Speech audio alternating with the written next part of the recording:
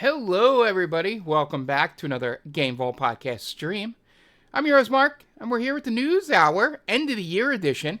So we're going to be going through the games that I've played, where I have them tiered. We'll be looking at IGN's games of the year, GameSpot's, and then, GameSpot have real fun. Top 10, not top 10, the games of the year they've given out since 1996. So that'd be a fun little thing to go through. But yeah. So business up front in terms of podcast stuff. So we'll have Sonic 3 tonight. We'll have the New Year's Eve stream, which is the final Extra Life push. We're over 1,000, which was basically our stretch goal to make me play Phasmophobia with Jen, which I got to message her and set up a date this week to do that. And then we have, Thursday is Chrono Trigger. And then Friday will probably be Wednesday and Friday. Wednesday I might do a Turn Nights, and if we beat it, then I don't have to do anything on Friday. But if I don't beat it, then we can play on Friday. And then we'll be back Sunday for the News Hour, and then we'll be starting... I believe it's Trails in the Sky, second chapter. So we'll be doing that on hopefully Saturday. Would that be the 11th? Yeah, the 11th. Yeah, we'll be starting that, hopefully. It shouldn't be more than 2 nights of streaming for Return Nights, so... Alright, so what I've been up to, played through some Sonic 3, I'm loving that game. We're at a boss where I think you need to take advantage of the new mechanics to be able to hit them, like the jump, and then you hit the A or B button, I forget. I'm using a Super Nintendo controller to play it, so my A, B, and C is like, was that?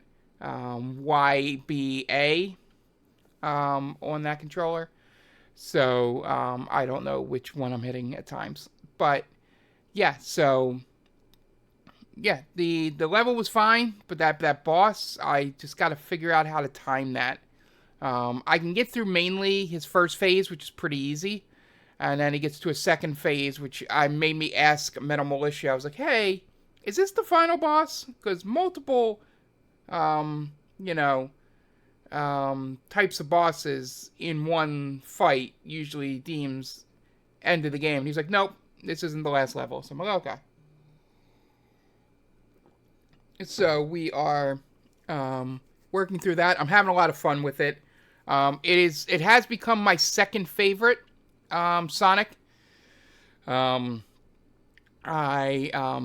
do love that game after playing it through here. Sonic 2 is still my favorite. And, and the, I think 1 or CD, I forget. It's one of them, whatever the 4 that happened before Adventure, are the ones that usually make up my top 4 that I played the most. I didn't play a lot of Adventure.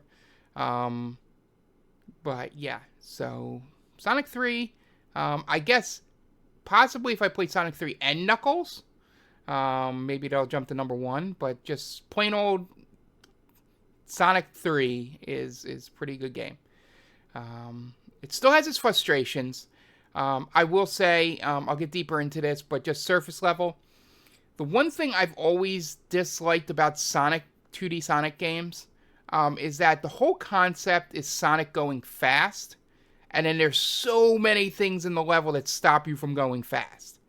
I'm not talking about enemies or obstacles or things. Just, like, literally you'll be going fast for a while and then you hit a wall. And you gotta build up speed. Like, there's no... there's times when it just loses momentum. And, there's nothing more frustrating in that game when you get a good speed going and good timing on jumps going, and then all of a sudden you hit a thing where you have to... I'm thinking in the ice caverns, as much as I love the ice caverns. There's those swing things that you have to do the speed thing. and run into them to get them to swing. And if, you know,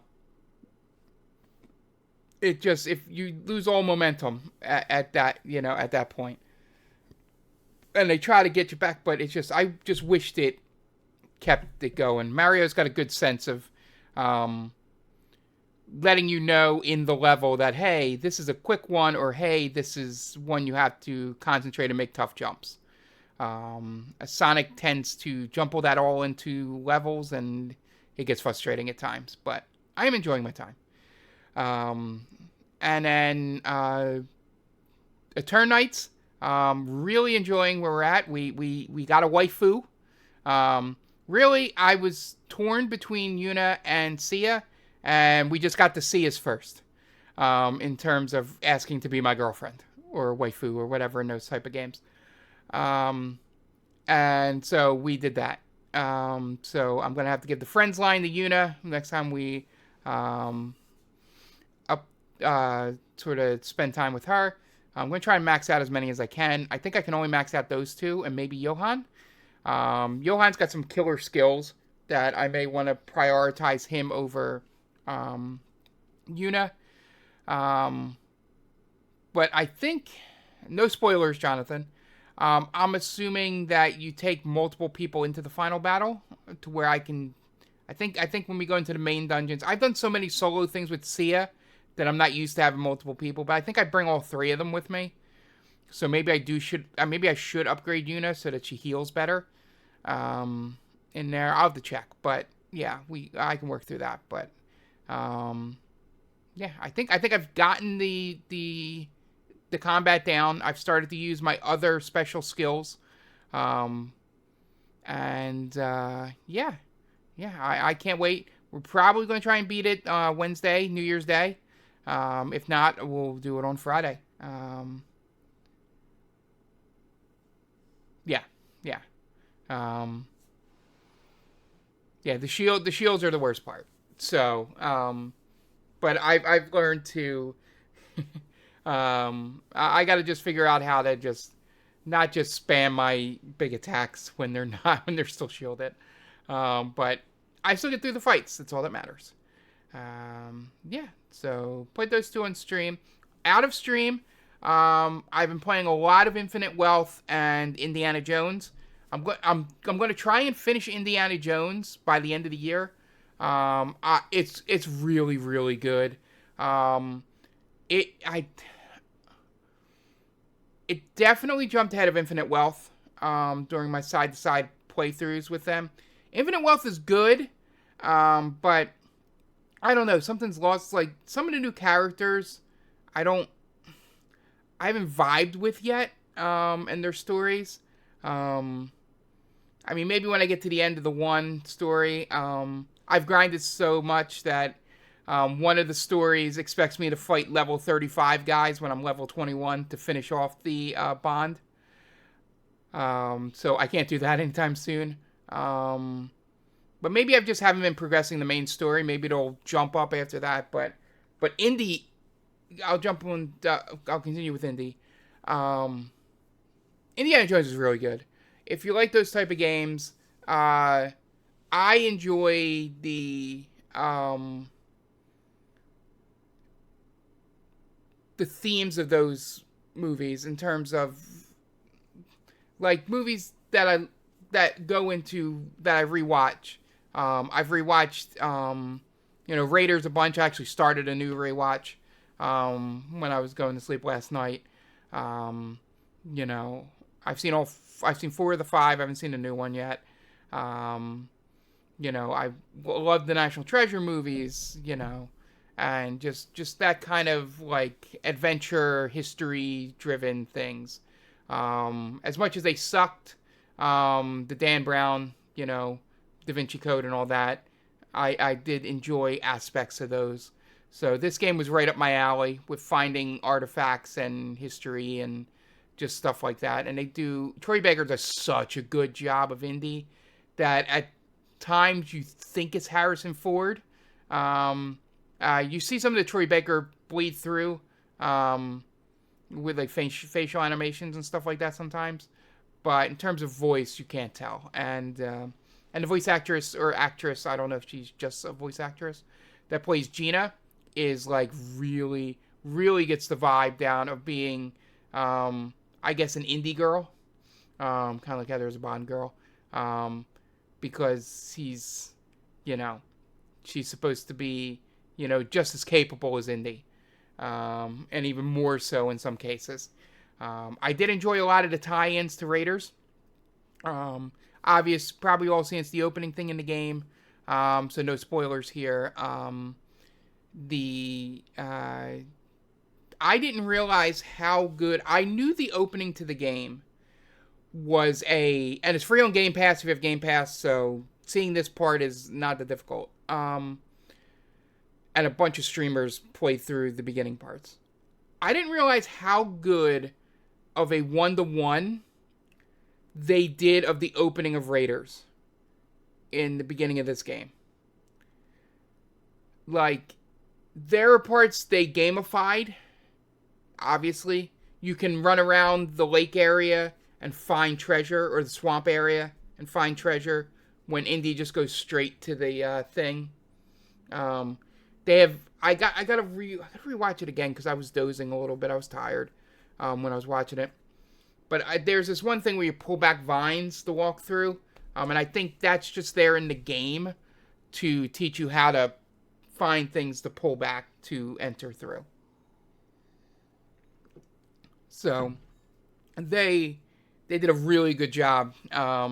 They did a Temu version of Alfred Molina in it, where it kind of looks like him, but I guess they didn't get the likeness, so they couldn't really put him in there.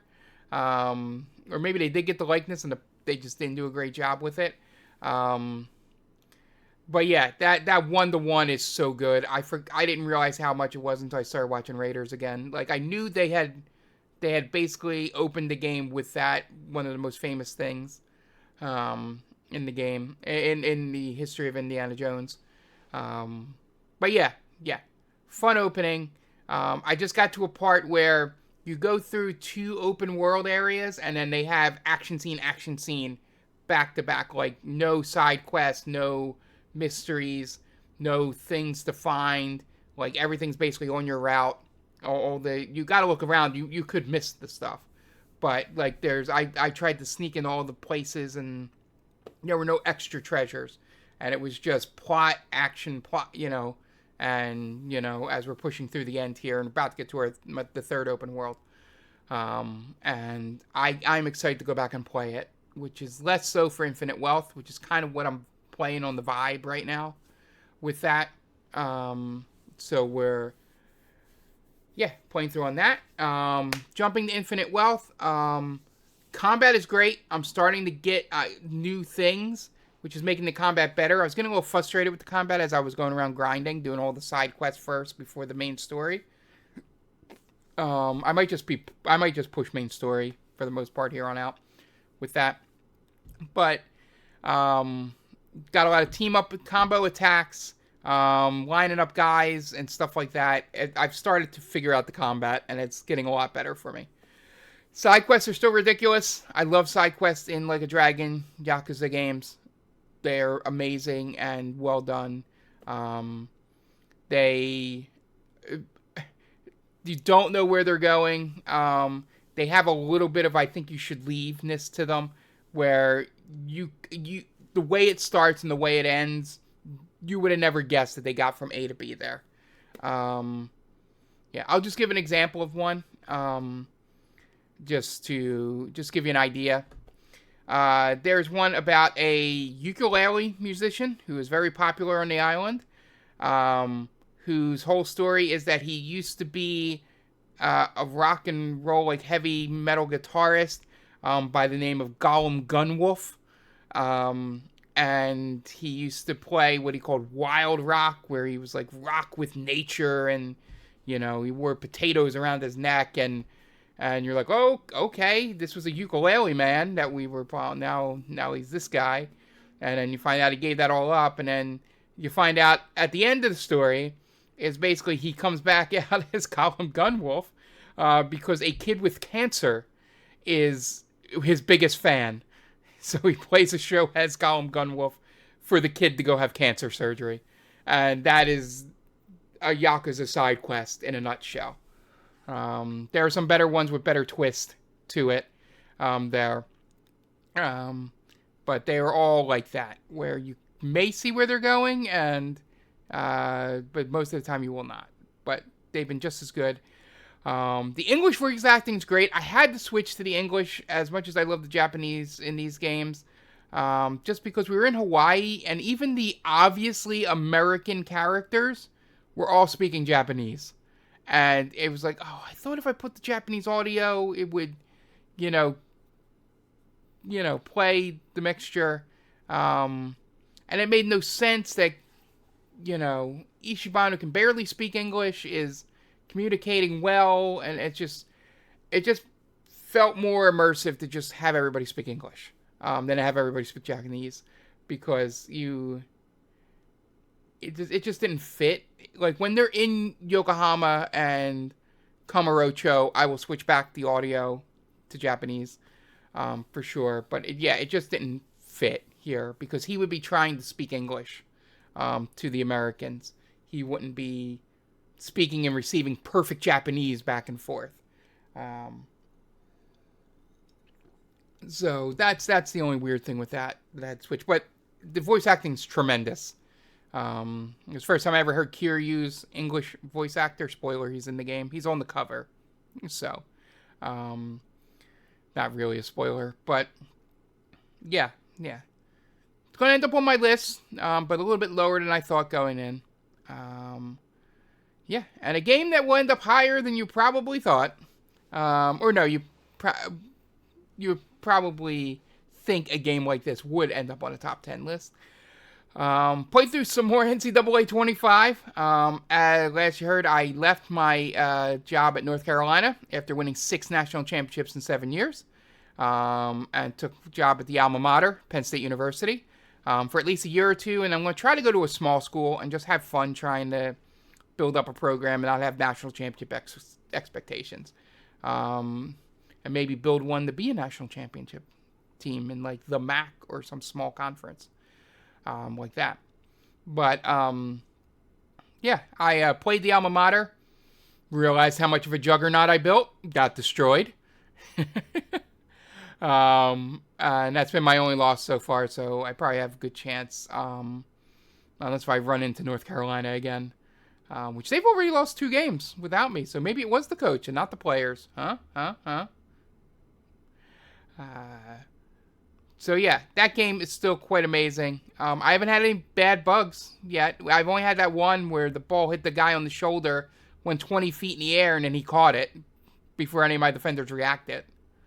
The only slight bugs there are sometimes defenders take a really bad angle on a tackle, and the guy gets an extra, like, probably 6 to 10 yards, just because they take a guy's running this way, and the other guy's coming from here, and instead of, like, trying to cut him off here, this guy keeps going like this, like, doesn't take this, and then they eventually meet here instead of here. Like, if he would have just, if this guy's going straight and this guy just would have angled the entire time, he would have met him at least 6 to 10 yards before he actually does.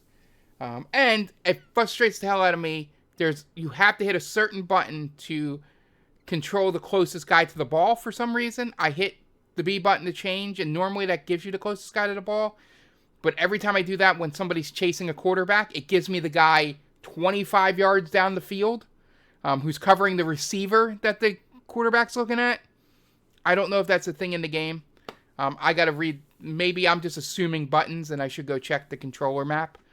But yeah, that's really my only frustration on defense. Everything else has been great. I've been playing both sides of the ball, which is the first. Madden's been fucking terrible in terms of playing defense in the last 5 years, so it's been nice to play defense again in these games.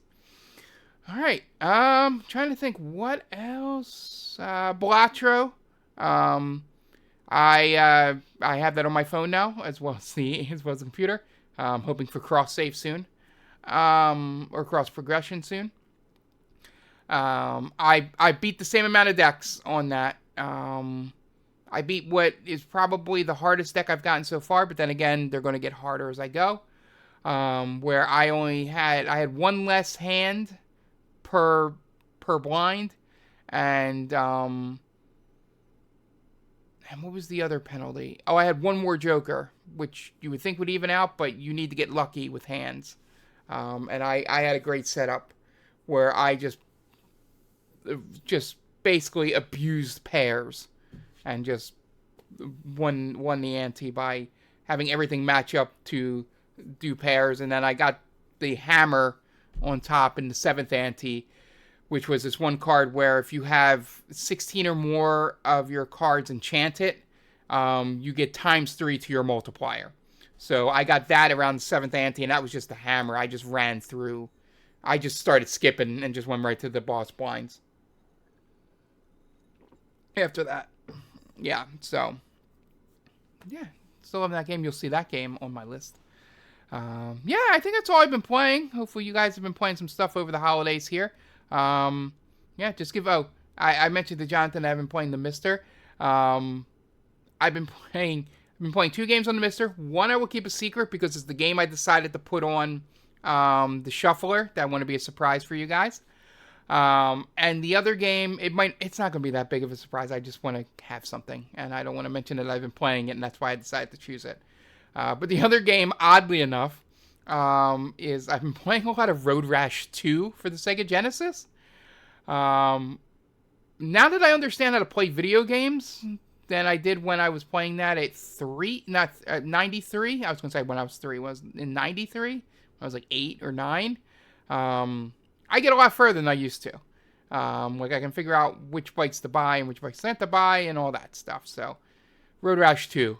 I'm playing a lot of Road Rash 2 between Infinite Wealth and Indy. Haven't had much to do during my time off here. Been off from work all week, and I'll be off from work next week. So, lots of video games and lots of graphics card things. So, graphics card update. I got the AMD 6800. Card is freaking huge. It fits in my computer, but just barely in my thing.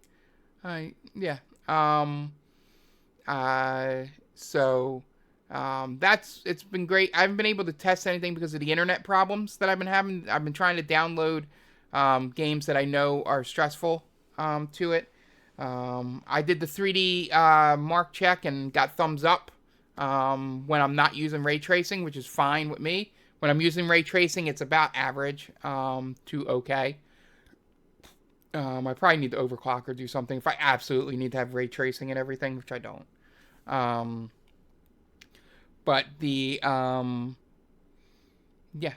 So I put that in here. The 3060 went to the podcast favorite niece, Kitty Ashcat. And she now can play Marvel Rivals at over 60 frames per second.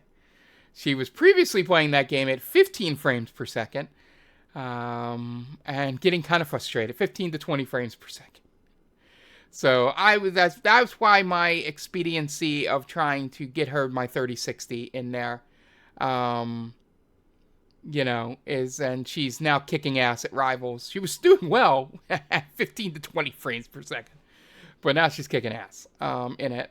And then I took the 1660 Super that she had, put that in the mini computer I have out here, which I'm wondering if there's a way to, because I'm using that it was originally intended for playing NCAA 14 out there and some old school stuff, but then figured out that the emulator to play NCAA 14 way back when I bought that doesn't cooperate very much with that. Maybe it's a CPU issue or something. I think me and Tom were figuring that it was something that I'd need to buy a part for to fix, and so I just scrapped it and was just trying to figure out what to do with it. Now that I put the 1660 Super in there, I can play a couple games that'll just be a lot easier to just play on the couch rather than sitting here at the computer where I'll be able to stretch out, just mouse and keyboard or controller. I'm talking games like American Truck Simulator, Civilization, I might not be able to play 7 on there, but I can play 6. Maybe 7. Maybe it'll be within that. Probably not. I still play 5 or 6 just to get my Civ fix. Blastro.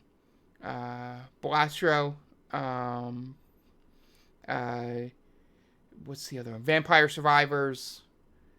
These are all things that a Steam Deck would take care of, but I'm not really a handheld guy. So that's why my Switch I don't play as often as I probably should. And then there's one more game. What's the can't remember. I loaded them all up today. Oh well, Sonic and All Stars Racing Transform I put on there because that's a fun game if I just need a break to just zone out. So I put that on there. But there was another game. I forget which one it was. I didn't put City Skylines on there. I should download City Skylines. But from Epic, I downloaded Satisfactory, which I know works on my Super because I was playing that when I had my Super. I don't know if 1.0 works on it. We'll see. And then what else did I go? Oh, and I grabbed Hades from Epic. Just if I ever want to just 100% that game. I can now play it on the big screen instead of back here on the computer. So that's hardware update. I think next step would be 2026 or so. I might need to do CPU motherboard update. Just because I may or may not have a dead rail for GPU. I might try some things on there, but right now the CPU temperature is pretty decent with the airflow that it currently has in there, but that could change over time, being on the lower rack than the higher rack.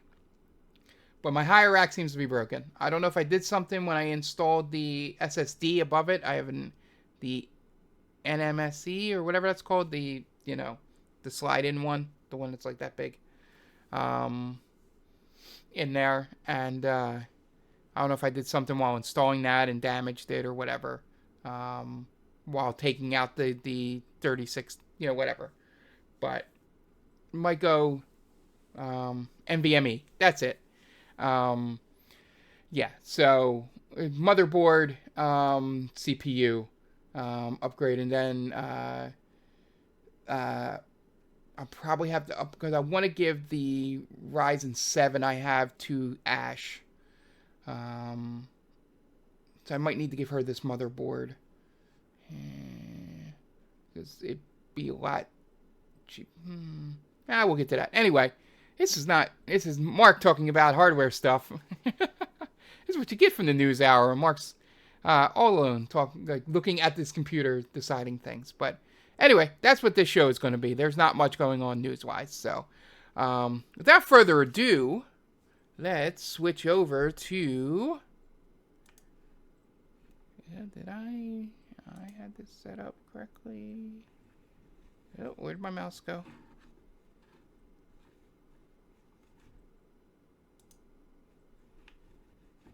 I lost my mouse. Give me a second.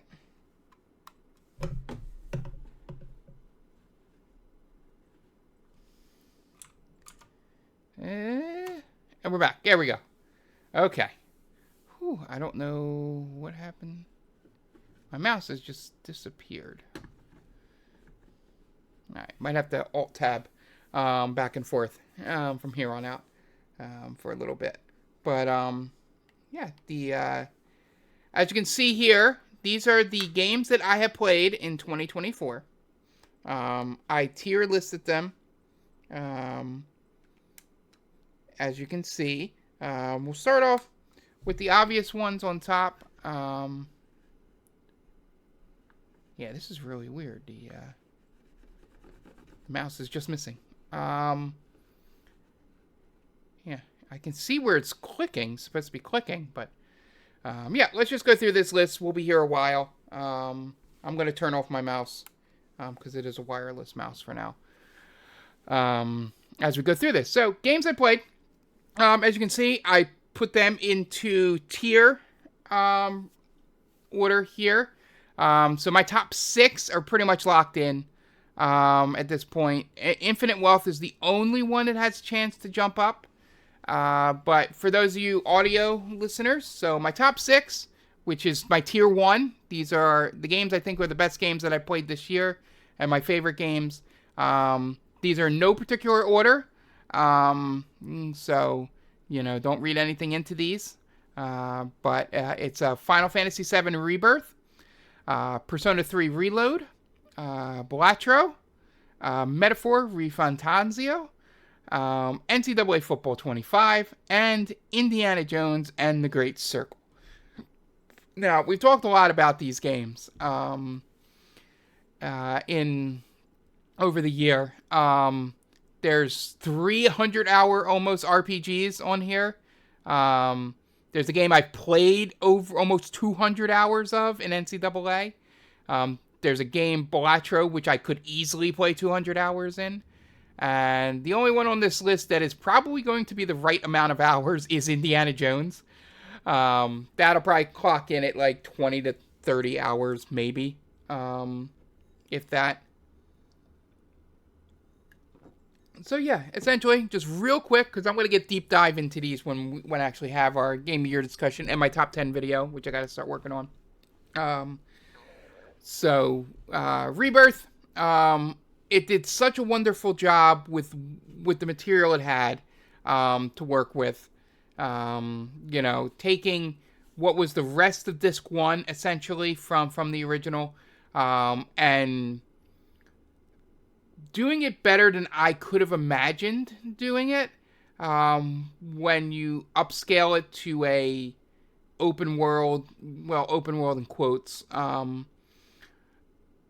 open areas. You can't theoretically walk seamlessly from one area to another.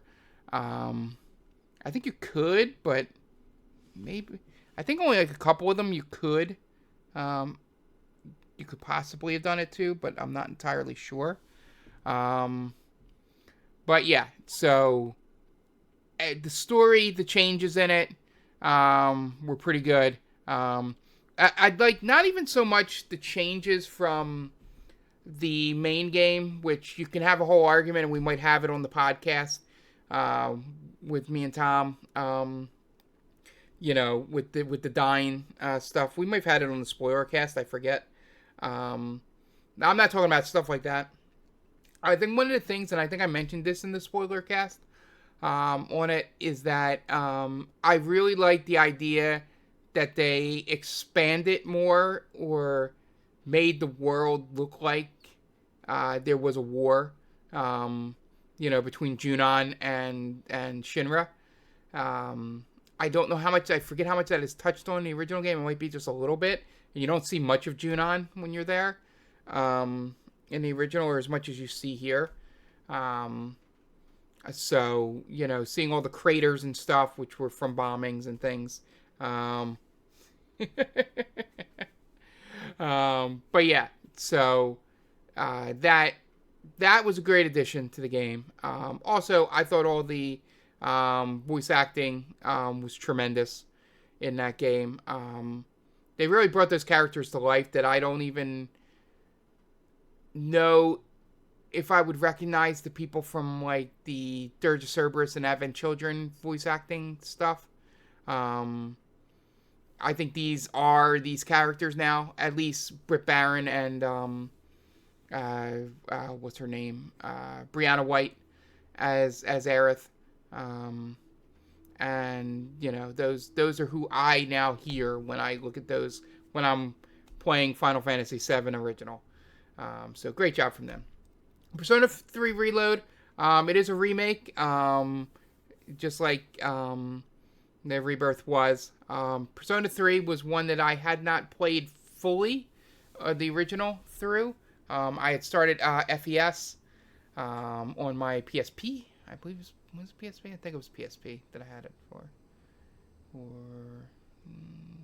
Yeah, I had it for a handheld. I think maybe it was PSP. Or maybe there was a PSP version. But anyway, I played it on PSP. And didn't get too far in it. So I didn't know much of the story. I don't even think I got to the first boss when I played it originally before. So yes, okay, P3P. That's what I played. I played it on PSP. So I played that one. So yeah, I didn't know much of the story. I absolutely loved the story in this game. I think there are some problems with it being an older game in terms of the writing, where I think some things you really wouldn't be able to get away with nowadays. I mean, obviously the shooting themselves in the head to summon their personas is pretty wild to begin with, and they show that immediately to you.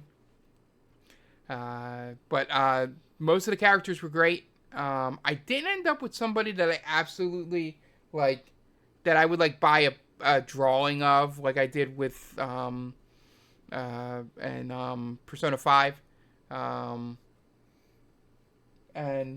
it just didn't have that to it. But the group, this was probably the best group that they've had, where I've liked basically just about everybody in there. And I mean, we hate the kid. Yeah. Yeah. So yeah, that whole thing, like, you couldn't get away with a lot of the shit nowadays. As Night Duck says in the chat, is a game explicitly about depression, and the Invoker shows that they aren't being thoughtful about the subject. Yes. They do so many other good things in that game with the story that you wish some of it was better. But I really enjoyed the story and the group. I think each persona has a positive over the other ones. And it's style-wise, I absolutely love 5 in terms of style. And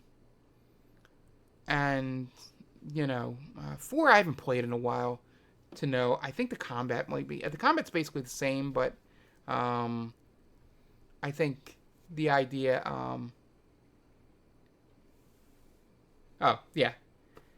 that's probably a better way to put it too. Night Duck says in the chat, it's not you couldn't get away with it. It's other games have already done way better stories about depression, which is true. This is a game that came out in 2009, so you do have to remember that a little bit. But you don't need to give it any, a pass or anything for that. But I really did love it. I played it all on stream. You can see my reactions to everything, and Ken can go to hell. I don't care. You're a little kid. You got my man killed. Not forgiving you. Moving on to Balatro. What I think this game does really well, that I think I've mentioned on the podcast before when I was playing it, is it punished me early on for my knowledge of poker, which is kind of wild to say, a game that's built around poker hands and the idea of that.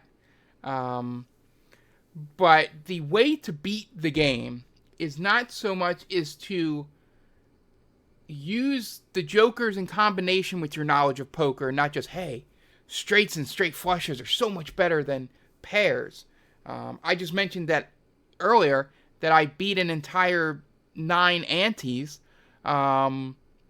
just using pairs. I had 45 pairs that I used throughout the game because I had built my jokers to, one gave me, every time there was a pair, it gave me 20 multiplier plus.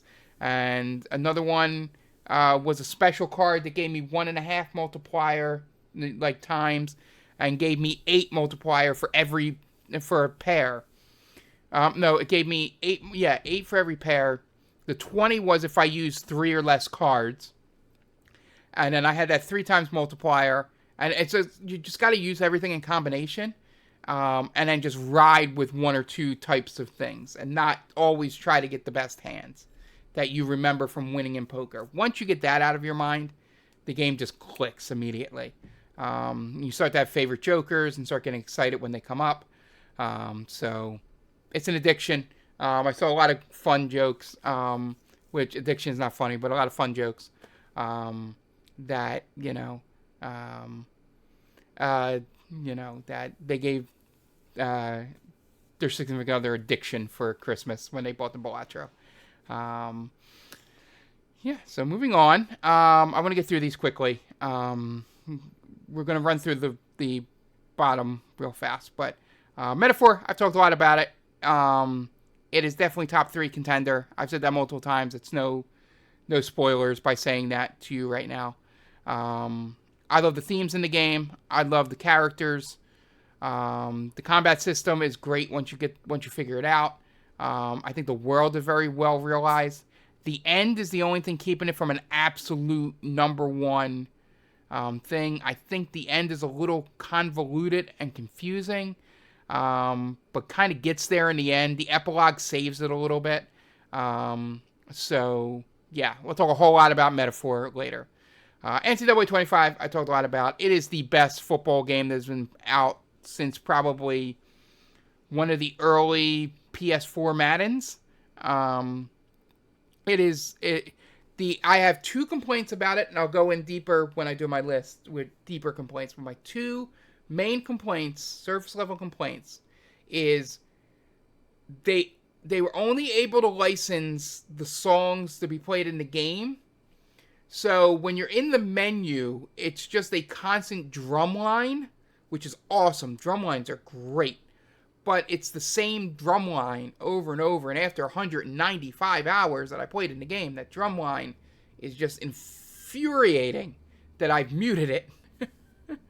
I wish they did what they did in the old games, where they had the fight songs for the teams would play. So you'd have 134 fight songs, which are in the game already, and just had them play. I wish that would have been in there, but maybe that was a issue and they'll have it in next year. And the announcers, which is a recent revelation, I would say in the last month, that the announcers never say the names of the players. Ever. Even with NIL and going through this big deal of paying these guys for their names and all that, they never, say their name. It's weird. It's really weird.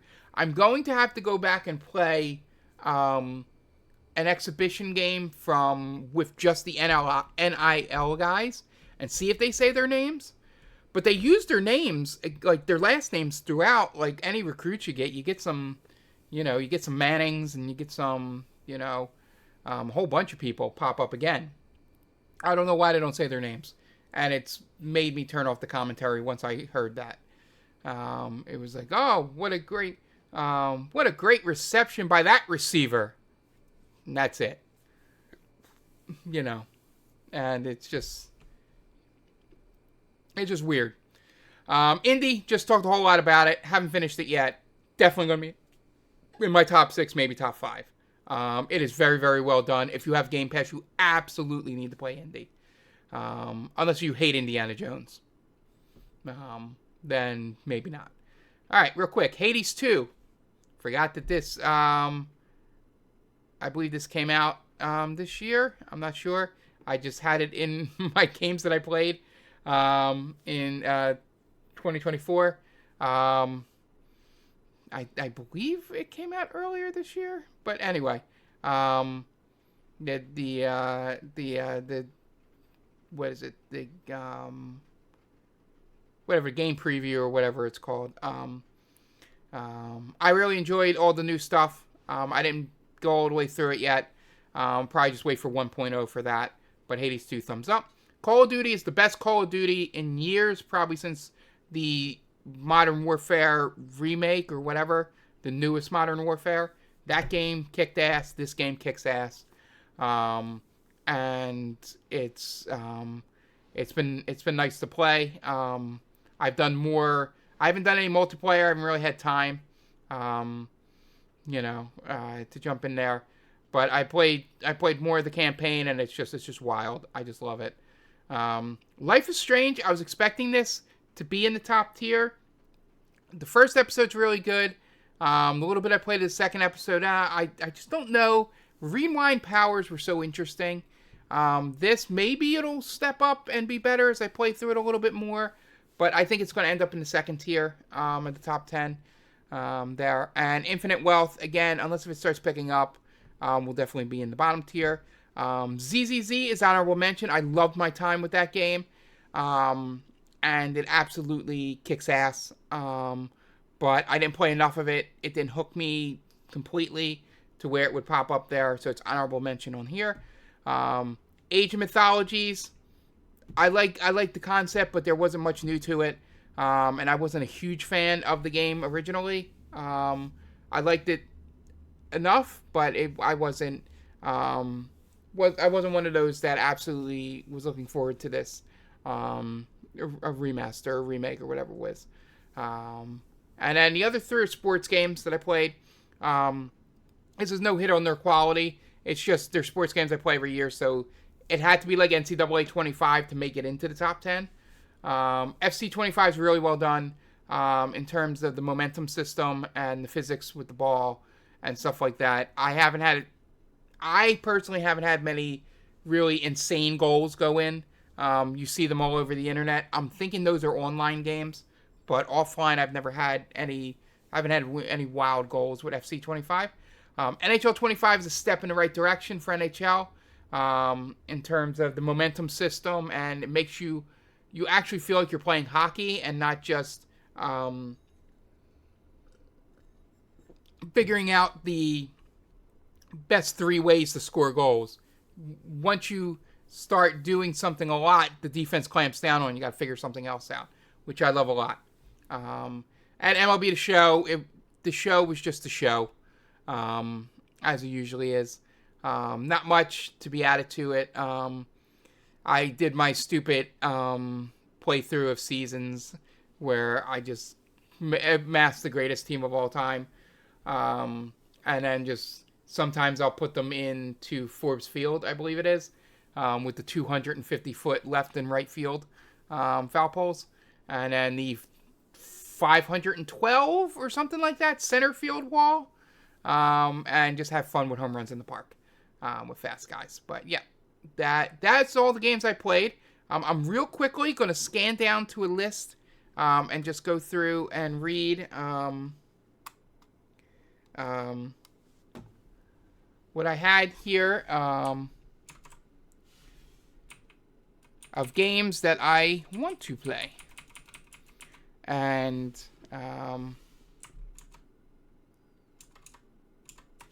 yeah, so there you go. I'm just going to read them. Not going to go into depth why. Pacific Drive has been on my list since I saw Cohh Carnage stream it. I've been really wanting to play it. Helldivers 2, I just don't know if I have 4 friends that really want to play Helldivers. And I don't want to jump in with strangers. I'd rather play with 4 people I know really well, but I feel like that gameplay loop will be fun with 4 people. Echoes of Wisdom, I did not play the Zelda game this year, surprisingly. I will get to it in early 2025. Indica, which is a game I heard a lot about on Nextlander.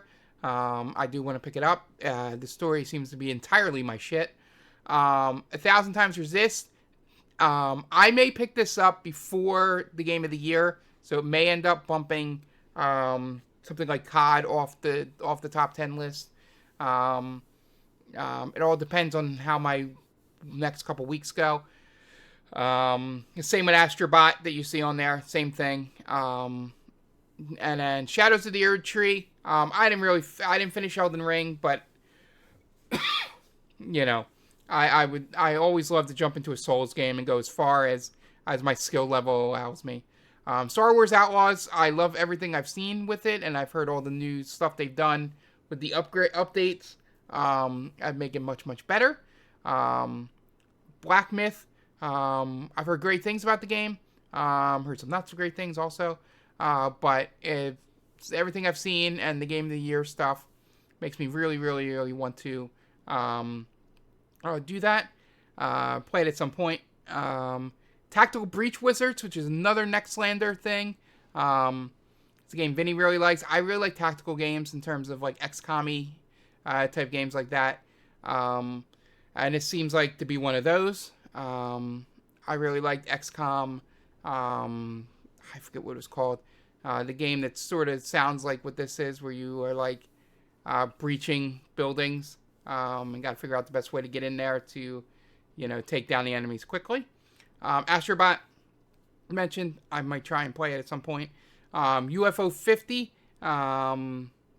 again, probably not going to get to that. Chimera Squad, that's it. I enjoyed that game. And Silent Hill 2. And those are the games that I want to play that came out this year. I'll probably get to some of them over the while. Definitely Echoes of Wisdom. I'll probably get to the Indica and Thousand Times Resist. And then probably Star Wars. Some of these might never actually come to fruition, but I'm going to leave this list here for me on Google Docs, just so I can find games to play if there's nothing really coming out and I'm looking for something. I would like to tackle most of these games. Maybe not a Black Myth or something like that, but maybe a Star Wars Outlaws comes to Game Pass or something like that, and I can pick it up, or it becomes really cheap. I can grab it. But yeah, so looks like I did make good time because I do like to talk. So we're probably only going to do one of the things on the list here. Let me see if I can even navigate this without a mouse.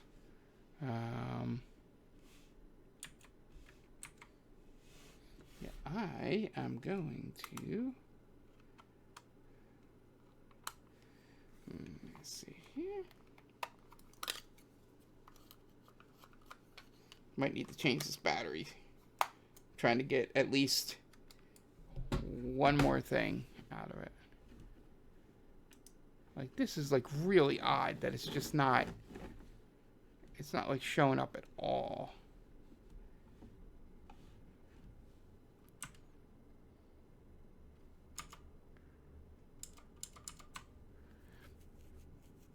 Jonathan, do you know how to switch tabs on keyboard off the top of your head? I'm going to try and look it up on my phone now while I talk. Yeah, so we're just going to do the games of the year that GameSpot has done. That one. I'm not going to go through the other thing. Okay. Thank you.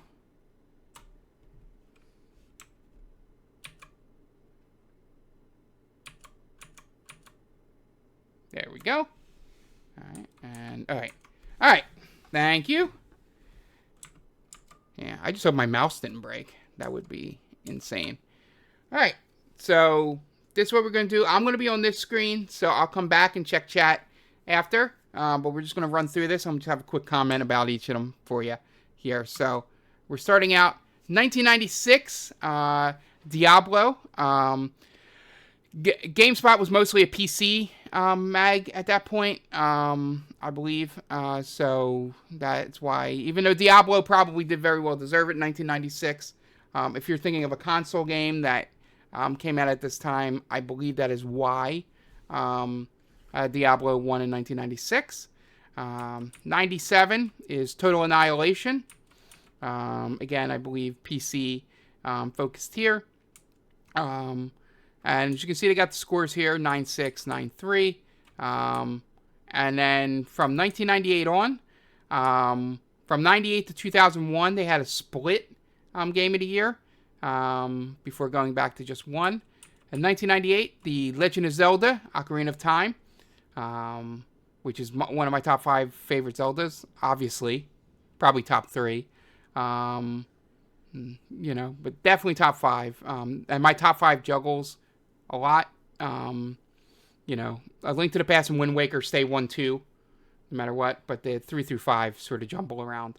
That was a 10. And PC was Grim Fandango.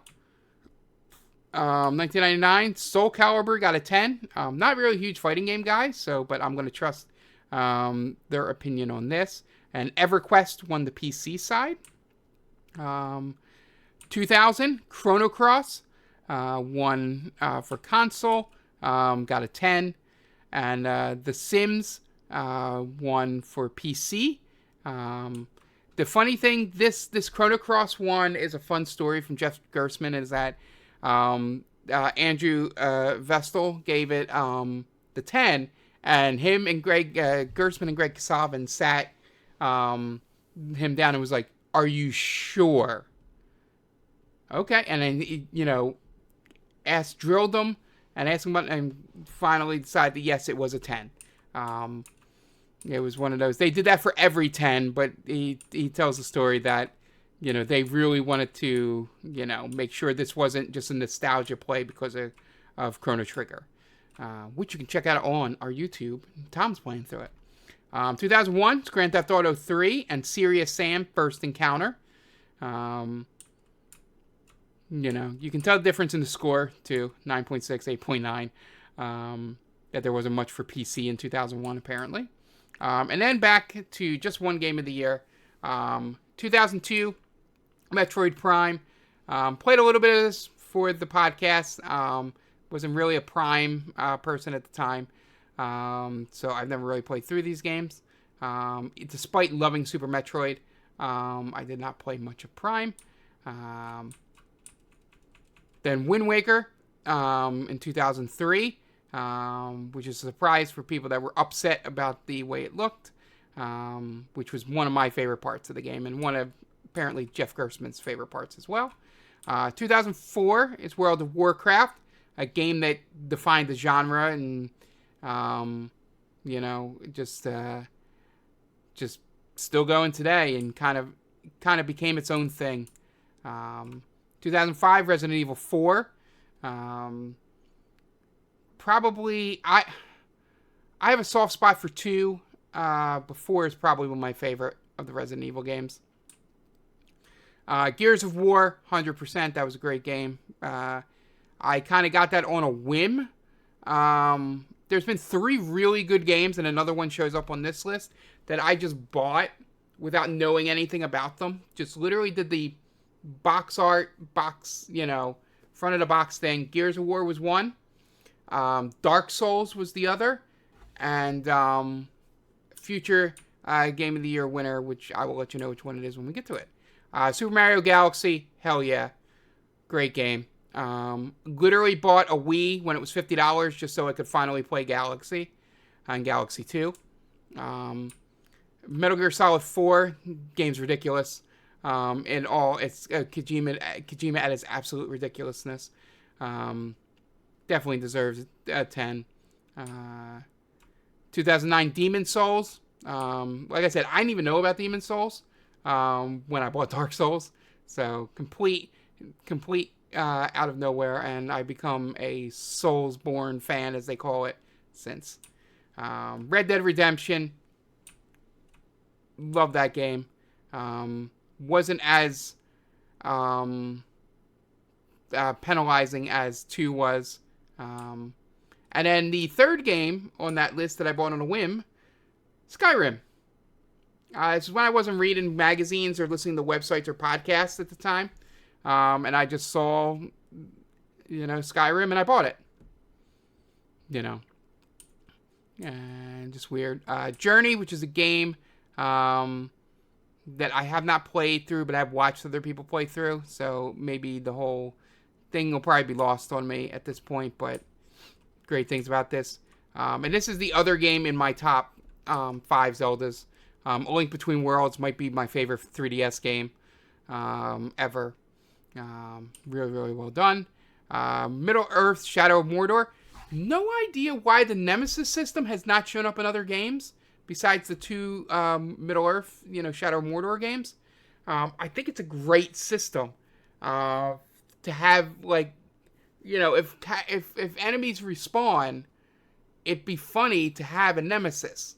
And that system was fantastic in these games here. I don't know why nobody else has tried it. Witcher 3 Wild Hunt, which I played a third of. Really good. Overwatch, Not really a 5v5 shooter, so never really got into it. Breath of the Wild, you know what I think of that game. Red Dead Redemption 2, love the game. I quit it immediately when I had finally gotten a perfect pelt after an hour and a half of trying to get a perfect pelt. And then I got random encountered by the O'Reilly, the Irish gang that's in there, and they killed me and I lost the pelt. I was mad. And I have not picked up the game since. Sekiro, another game I've not touched, but feel like I would be terrible at. Half-Life Alyx, obviously a VR game, so I've never played it. This was the one I was surprised to see on the list. I had forgotten that GameSpot gave that Game of the Year because, you know, there were other things going on in 2020 that made me completely not even think about Game of the Year list that year. Deathloop, one of my favorite games of 2021. Absolutely adored it. I think that was Inscription year? I'm not sure. Elden Ring. We all know how we feel about Elden Ring. Baldur's Gate 3. Still looking to get through Act 2 with that game. That was the other game I downloaded. I downloaded Baldur's Gate 3 to play out on the couch. And so it'd be better than sitting here cramped. And of course, their 2024 Game of the Year, Metaphor ReFantazio. Yeah, so, yeah, that's true. Yeah, so I do love, that's one of my things I do love about, what's it called? The story of those 3 games that I randomly picked up. And there was a 4th game that, like, I picked these 3 games up at, like, right about the same time, or something. I forget, I don't know if they came out. I know 2 of them were on the same trip. Of these, like, Gears of War was separate from the, was it Skyrim and XCOM? Did they come out at around the same time, or Dark Souls and XCOM? 2 of those 3, between Skyrim, XCOM, and Dark Souls, came out around the same time. And I grabbed them both at the same time. And then I grabbed the other later. And then, like I said, Gears of War was a separate thing. But those are 3 games I picked up. And then another random one was Mass Effect. I picked up Mass Effect without knowing what it was, the original playing through. I miss those days. I'm way too ingrained in video games now. Maybe it was those 3 games. I remember 2 of them I picked up at the same time, in the same trip to the store. So maybe it was Skyrim and Dark Souls, and I just didn't know about Dark Souls, even though it came out a year before. So that could be it. But yeah, it was a weird time when I was just not really in the system of, like, having Game Informer. I didn't have Game Informer anymore. There was a weird, like, 6-7 year block. I was getting Game Informer at college, and then I didn't get it anymore until, like, 2013. Again. So, yeah. But, yeah. So, this was a fun memory lane thing. I've read some of the reviews. It reminded me of how good of a writer Alex Navarro is. You wouldn't expect it. But he really knows how to express his thoughts in a review, and it's a rare thing for people to be really good at that. Yeah, so the final thing is the really funny thing, and will just make me mad at Nintendo. Oh. The Sonic the Hedgehog 3 writers, the movie, would love to write a Zelda the Wind Waker film. Nintendo, if you greenlight a Wind Waker movie before putting Wind Waker on Switch, it might be my breaking point. It might 100% be my breaking point. I know you're probably not going to do it, but it would just be insane if you greenlit a movie before putting it on your best-selling system. I swear to God, Nintendo, the system has sold more than the PS2, and you keep Wind Waker locked on the Wii U. I don't want to have to go buy a Wii U to play Wind Waker HD. I don't want to do it. Especially with retro prices being insane for things. Just give it to me on the system I own. I'll buy a Switch 2 if you put it on there. I heard a crazy rumor that the Final Fantasy IX remake will be on Switch 2, which made me laugh. But I would buy that system day one if there was a Final Fantasy IX remake. And real quick, to talk about that, since it just came out of the blue with this, I don't think people understand that I think the Final Fantasy IX remake is going to be an H2D2 remake. H2D2, yeah, whatever that they're doing with Dragon Quest. I believe the remake is just going to be that. Like the pixel remasters and things. I don't think they're going to do a 7 treatment to it. It's not popular enough to do that kind of treatment with. The only other one that has popularity that you could do it with is maybe 10. 6 is popular, but I don't think it's that. It's not. 7 is a different level of popular for RPGs because there's so much nostalgia for people that have probably only played Final Fantasy VII and could care less about the other things. There's a group of people that are in that. But yeah, 9 is just going to be a pixel remaster HD 2D remake, which I would be absolutely fine with if they did that to 6. Give 6 the Dragon Quest upgrade, and I will be in heaven. You know. But yeah. But anyway, put Wind Waker on Switch, Nintendo. Please. I really don't want to have to go buy a Wii U. At this point. So, anyway. Thank you all for joining me. Let's get back to Big Mark here. Thank you all for joining me. It's been fun as always. We will be back tonight if you're listening to this on Monday. I appreciate the offer. It's kind of just a bit. I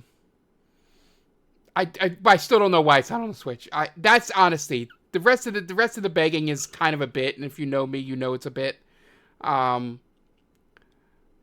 But in all honesty, like honest Mark here, not making a joke comedy bit Mark. I have no idea why it's not on there. They brought everything else up, and I just don't know why. It makes no sense to me. But anyway, yeah, so I'll be back with Sonic 3 tonight if you're listening to this on Monday. Then we will have the New Year's Eve stream, probably starting at 6. I bought a whole lot of cheese to cut up, some pepperoni. I'm gonna have a good time, some cheese and pepperoni, and I think that's all I got. I don't know. That was on sale. It was like 2 for $2 for a block of cheese, so I bought 2 blocks of cheese, and pepperoni was on sale. So, yeah. So we'll hang out with that, and then we will have the ZZZ thing that Jonathan made up for me about 9. Then we'll come back to the Shufflers before we go into Fuser at 11:30. And if Fuser works, we'll go 11:30 to midnight. If not, we'll go back. We'll figure something out. Maybe I'll try to beat Jaws again. Who knows? We'll just make that our New Year's tradition. But anyway, thank you all for joining me. Hope you had a great 2024 and hopefully great things to come in 2025. God knows it's hard to be optimistic in the country I live in, but hopefully we can have some great games and just have some fun and just try to tune out as much of it as possible, but still pay attention because it's very, very important. But at least have some good games to take our stress down. So, Thank you guys for joining me. As Game Ball Cat reminds me that it is near bedtime, but I'm not going to bed because I don't have work tomorrow. I will see you next time. Bye!